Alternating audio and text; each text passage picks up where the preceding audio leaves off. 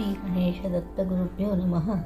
गुरुर्ब्रह्मा गुरुर्विष्णू गुरुर्देवो महेश्वरा, गुरुः साक्षात् परब्रह्म तस्मै श्री गुरवे नमः।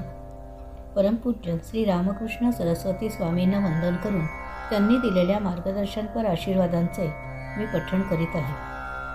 पूजा। देवांनी मूर्तीपूजा करावयास सांगितलेली नाही, परंतु ऋषीमुनींनी विचारपूर्वक येणाऱ्या पुढील पिढीचे कल्याण व्हावे, त्यांच्यावर चांगले संस्कार व्हावेत म्हणून मूर्तीपूजा चालू केली आहे। सामान्य भक्तांना निर्गुण व निराकार उपासना करता येणार नाही, म्हणून सगुण व साकार उपासनेची पद्धत घालून दिली आहे। पूजा करताना यथा देहे तथा देवे याप्रमाणे वागावे।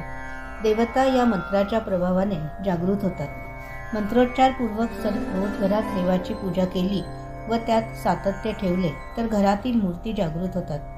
त्या मूर्तीच आपले कल्याण करतात।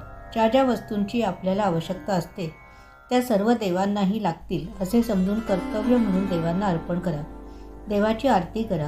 आरती म्हणजे देवांची आर्तपणे केलेली स्तुती व आळवणी असते।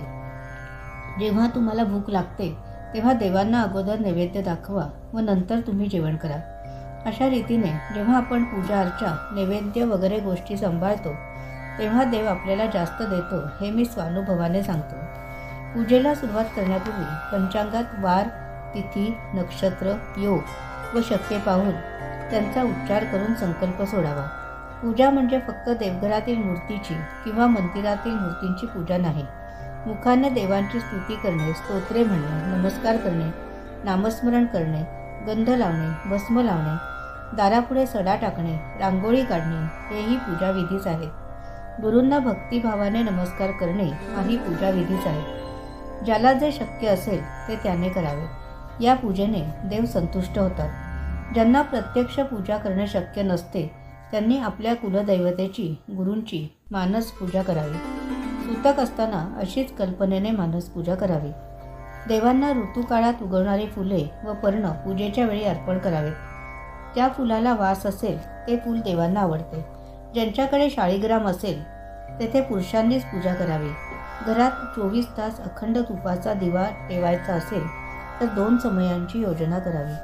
अग्नी हे देवांचं स्वरूप आहे, तेव्हा दिवा विसता कामा नये याची खबरदारी घ्यावी। आपल्या घरात ज्या मूर्ती असतात त्यांची शक्ती काही वर्षांनी मलूल होते। त्यांची 12 वर्षातून एकदा पुन्हा प्राणप्रतिष्ठा करावी। कुलस्वामी व कुलदेवतेची पूजा जी परंपरेनुसार चालत आलेली असते ती आधी करावी व त्यानंतर इष्टदेवतेची व गुरूंची पूजा सेवा करावी।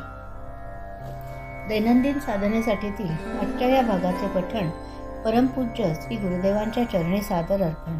आजची ही सेवा परमपूज्य श्री गुरुदेवांच्या चरणी सादर अर्पण। श्री गुरुदेव दत्त।